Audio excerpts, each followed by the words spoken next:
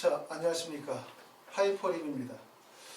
자, 올해 수능이 정말 어려웠죠. 수능이 어려웠다는 것은 실제 수능이 어려웠다, 뭐 이렇게도 볼 수 있고, 수능이 어려웠다는 것은 학생들이 평상시 예상했었던 것보다 실제 수능을 못 봤다는 거죠. 그리고 이제 6월이나 9월의 성적보다, 6월이나 9월의 시험보다 수능 시험이 좀 어렵다 보니까 평상시에 본인들이 예상했었던 것과 다른 결과를 받으신 분들, 그렇기 때문에 그 결과를 수용하기가 어려우셨던 분들도 많이 계셨을 것 같고, 또 더군다나 자연계 학생들 같은 경우는 의학 계열에서 정시 선발 인원이 늘면서 목표 대학이나 의대를 가겠다, 또는 치대나 약대를 가겠다, 수의대를 가겠다, 뚜렷한 진로 목표를 가지고 있기 때문에 결국은 수능 성적으로 원하지 않는 대학을 가는 것보다는 한 차례 더 공부를 하서라도 내가 원하는 대학을 가겠다라고 생각하시는 분들도 계실 거고, 또 문과 학생들 같은 경우는 올해가 이제 문이과가 통합이 되어지면서 특히 이제 상위권의 자연계 학생들의 비중이 늘고, 또 자연계 학생들이 교차 지원이 이루어지게 되어짐에 따라 문과 학생들이 대학 입시에서 정시에서 실패를 보시는 분들이 상당히 많으세요. 그러다 보니까 문과 학생들이 내년도에 2023학년도에 재수를 결심하시는 분들, 또 문과 학생들이 재수를 하게 되어지면 참 고민이 많죠. 왜냐하면 사탐의 선택 과목을 그대로 가져갈 것이냐, 아니면 한 과목 정도를 과탐으로 갈 것이냐. 왜냐하면 사탐과 과탐의 표점 차이가 크게 벌어지다 보니까. 또 수학 같은 경우를 우리가 확통해서 미적이나 기하로 바꿀 거냐, 이런 고민들도 되게 많을 것 같습니다. 어찌됐든 2022학년도에 비해서 2023학년도는 재수의 학생들이 조금 더 늘어날 가능성이 높다고 볼 수 있고, 실제 인원으로 잡히지 않는다 하더라도 올해도 여전히 코로나로 인해서 대학 수업이 정상적으로 진행이 되기가 어려운 것은 마찬가지이기 때문에 실제 대학을 합격한 학생들도 재수 시장에 다시 뛰어들 가능성, 다시 한번 공부를 할 가능성이 매우 높습니다.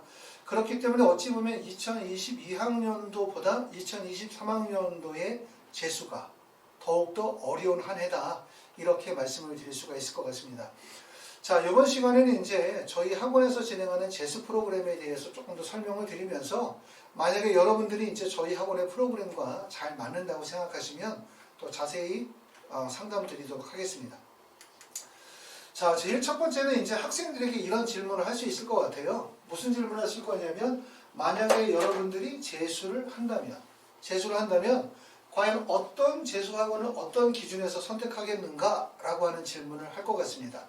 아마도 많은 분들이 재수학원을 선택하게 되어질 때 이런 거 생각하겠죠. 물론 아래에 있는, 하위에 있는 내용이 더 중요할 수도 있어요. 비용이 얼마가 드느냐, 뭐 어디가 더 비싸냐, 어디가 싸냐. 왜냐하면 비용적인 부분들을 사실을 무시할 수가 없죠. 재수하게 되면, 기숙학원 가게 되면 뭐 적어도 한 달에 뭐 책값이나 용돈까지 합치면 한 달에 한 300만 원 정도 비용이 드는 거고, 그렇기 때문에 월 300만 원 정도 비용이면 사실 일반 직장인 다니시는 분들에게 재수학원에 보내시기에는 부담이 많이 되잖아요. 재수 비용이 워낙 많이 들기 때문에.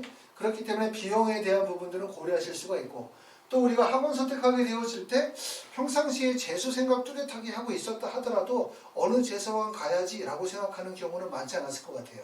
그렇기 때문에 재수를 하게 되어지면 친구나 아니면 선생님이나 주위의 분들의 추천에 의해서 재수학원을 선택하거나, 아니면 그냥 어디서 많이 들어봤었던데 재수는 어디야? 뭐 이러고 있잖아요. 그런 거로 재수학원을 선택하는 경우들도 많이 있을 수 있겠죠. 그렇죠. 하위의 구간에서 재수학원을 선택하는 학생들도 많이 있을 것 같습니다. 하지만 우리가 재수를 할 때 꼭 생각해야 되는 것 정도는 두 가지가 있을 것 같아요.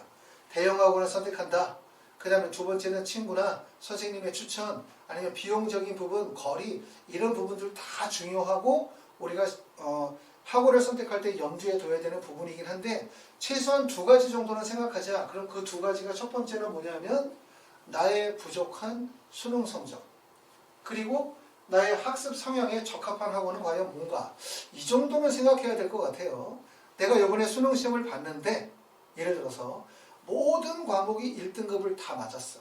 그런데 나는 수학만 3등급을 맞았어. 이런 경우는 결국은 뭐냐면 나는 다른 과목에 비해서 수학이 낮은 거잖아요. 그럼 결국은 어떻게 해야 돼요?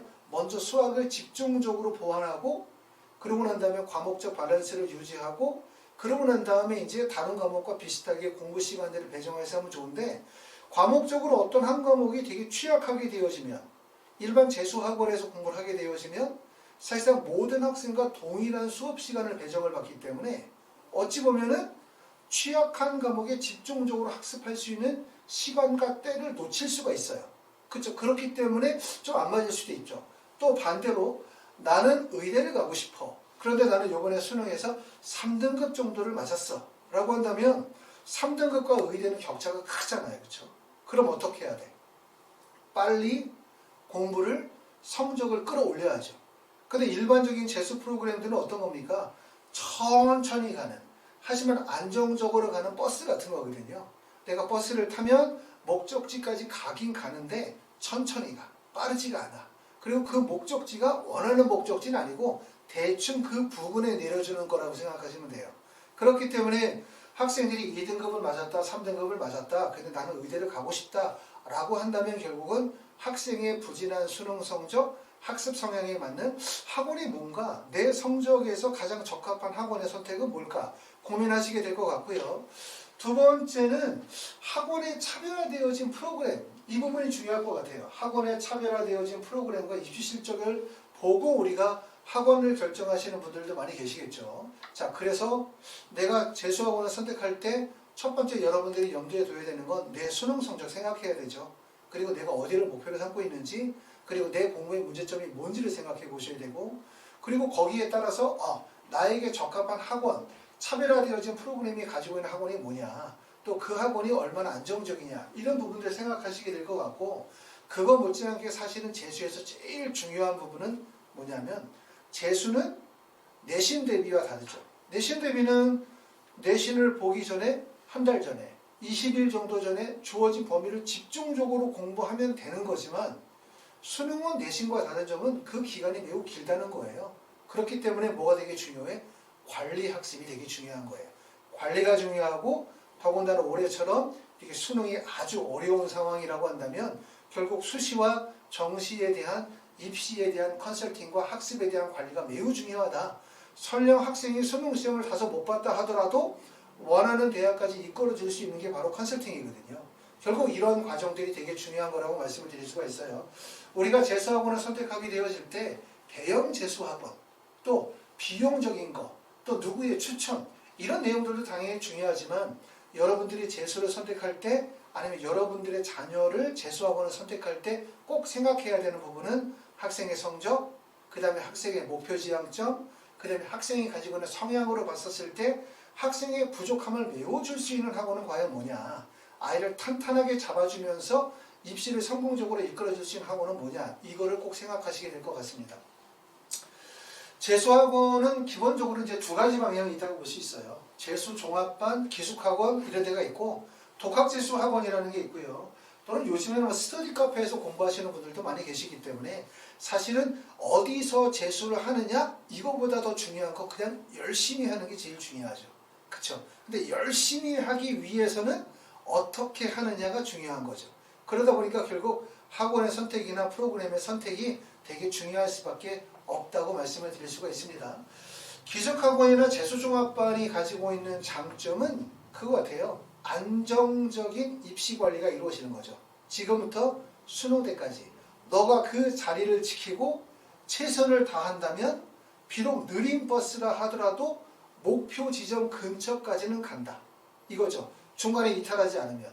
근데 이제 재수학원이 가지고 있는 장점은 안정적인 입시 관리라고 할 수 있는데, 단점이라고 한다면 너무 지나치게 많은 수업, 그 다음에 이런 집단화되어진 수업, 그러다 보니까 학생의 개인적인 어떤 성적, 취약점에 맞추어서 공부가 이루어지기가 어렵다는 거예요. 그러다 보니까 결국 고등학교를 다녔지만 고등학교를 한 번 더 다니는 것과 같은 프로그램이기 때문에 사실 크게 기대할 부분이 크지 않다. 이게 단점일 수 있고, 반대로 독학재수에서 공부를 한다. 그럼 독학재수의 단점은 그거죠. 혼자 많이 공부하고 혼자 열심히 공부하면 뭐든지 될 것처럼 생각하지만 실제 그런 시간 관리가 제대로 이루어지기도 어렵고 입시 관리도 안 되고, 그러다 보니까 조금 지나다 보면 결국 흐지부지해지고 생활 관리도 안 되고, 이런 점들이 단점일 수밖에 없어요.